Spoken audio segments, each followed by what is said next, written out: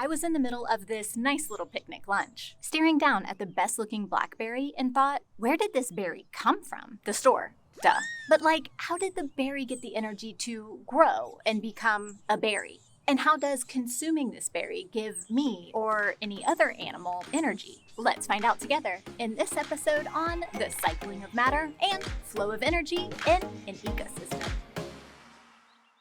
Sometimes we just look at a thing and say, well, yeah, blackberry bushes grow blackberries and I get to eat them. But how does the plant grow the blackberry? And how is it now a little snack pack of energy for my lunch today? And when it is consumed, does it just go away? These are a lot of questions, and this episode is full of a lot of information. So feel free to pause and deep dive into any of the topics that pop up here from time to time. Today, we are going to look at how stuff changes into other stuff, but never really leaves, and how energy from the sun ends up powering this human, or this shark, wolf, or hawk. Let's first look at how matter cycles through an ecosystem. In physics, we learned that the law of conservation of mass states that matter can neither be created nor destroyed. We can see this happening in an ecosystem. The best place to start is with something like composting for a simplified example. First, plant material here is growing on a farm. The plants are getting matter from the soil, and they're also getting matter from the air or atmosphere. Carbon dioxide is being pulled from the air, and nitrogen and water are being pulled from the soil. This water, nitrogen, and carbon dioxide doesn't just go away. This matter is combined to make living matter, or biomass, and is conserved. The amount of matter that we have before and after is going to be exactly the same. Once this plant material dies, if it's not eaten, it can be placed in a pile, something like this, where it is being composted. The plant matter is being returned to the environment. Decomposers like worms and bacteria are really good at breaking down all of this waste. Some of this matter goes back into the atmosphere, and a lot of it becomes part of the future soil to use to grow the next crops, and the cycle starts over again. This cycle doesn't just apply to plants. When animals, including humans, eat plants like this blueberry, the matter becomes part of us. Through our waste products, or when we die, that matter is going to be returned to the environment. Let's take a closer look at this process and add in a few more steps. Organisms in an ecosystem fall into a trophic or nutritional structure, each organism falling into a certain place on the food chain. For most ecosystems, the main source of energy is the sun. This is because all of our lovely plant friends are autotrophs, basically superheroes who can gather up the sun's energy and through a process called photosynthesis, make little snack packs of chemical energy. Pretty much everyone relies on these guys, and for that reason, they are called primary producers. The primary producers make energy from the sun usable for everyone else. They take carbon dioxide and water and convert them into oxygen and sugar, or glucose, using the sun's energy. Among other processes, the plant uses these components to grow and become more plant. So these guys are here at the beginning of the food chain. This plant biomass, its matter, and the energy it has stored in its chemical bonds, then gets transferred to the next organism, the one who consumes the plant.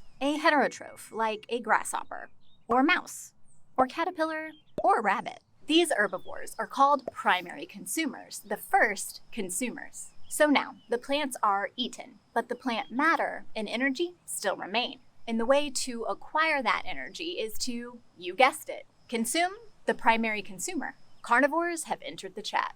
Secondary consumers like spiders, snakes, and birds are the next link in our food chain. And if an ecosystem is big and healthy enough, it might be able to support a higher level of carnivore who eats carnivores for some of that passed down solar energy. Animals like owls, wolves, or alligators are called tertiary consumers, and usually no one is consuming them, except truly we and all of our waste end up back on the decomposers' dinner table. This is usually how matter cycles through an ecosystem, from the producers to the consumers, then back to the decomposers. But would it even be an ecosystem if things were that simple? I think not. Food chains aren't a great example because birds don't just eat caterpillars. They eat grasshoppers and worms and all kinds of other stuff. Food chains would be like thinking humans only eat nachos. Although delicious, I would really miss salads and pizza and mac and cheese. Because of this, ecosystems are really made up of food webs, which are multiple food chains that interact together. See?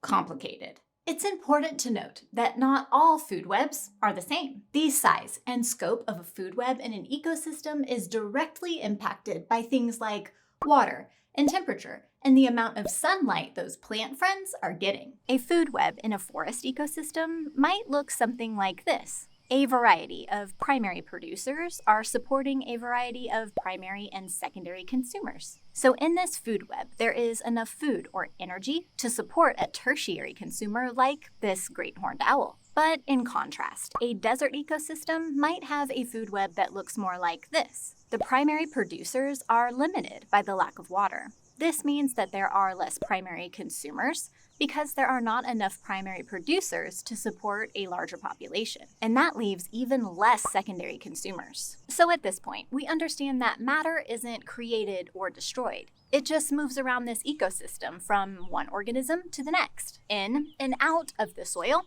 and the atmosphere. But what about the energy that comes from consuming this matter or biomass? If you're still here liking this video, let us know. And hit that subscribe button so you never miss an episode.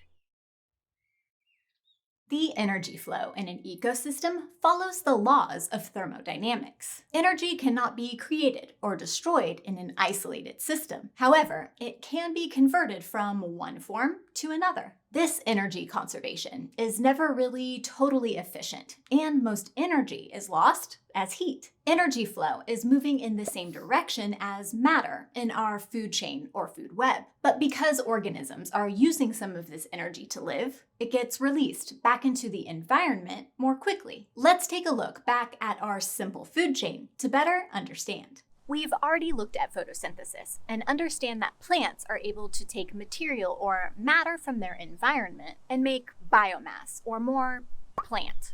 Photosynthesis takes in water and carbon dioxide, and with the energy from the sun makes sugars or glucose. But why does the caterpillar eat the plant? How does it get energy? Well, we can simply turn the arrow around, and now we have the equation for another process called cellular respiration. Those sugars are going to be combined with oxygen in animals like the caterpillar. The caterpillar is basically going to rearrange the sugar and oxygen into water and carbon dioxide through cellular respiration. During that rearranging, chemical bonds are broken, releasing energy. Deep diving into this process is for another episode. The caterpillar is then able to use that energy to grow, to go through metamorphosis, reproduce, and it also stores some of that energy in its own biomass. This is the energy that the secondary consumer, the bird, will get when it consumes the caterpillar. This process also repeats with the tertiary consumer, when the owl consumes the bird. When the owl dies, there is still energy stored in the biological molecules. That energy doesn't just disappear.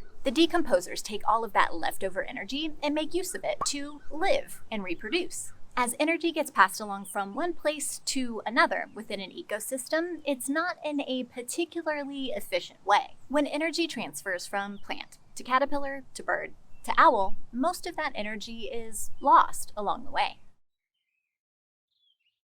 To understand, let's take a look at the trophic or nutritional pyramid with our same food chain friends. So let's look at our caterpillar. Let's say the caterpillar only has 1 calorie of energy in its biomass. To gain that 1 calorie, it has to consume 10 calories of leaves. So where did all of those missing calories go? Some of the energy was lost as heat through cellular respiration. Then the caterpillar uses some energy to grow.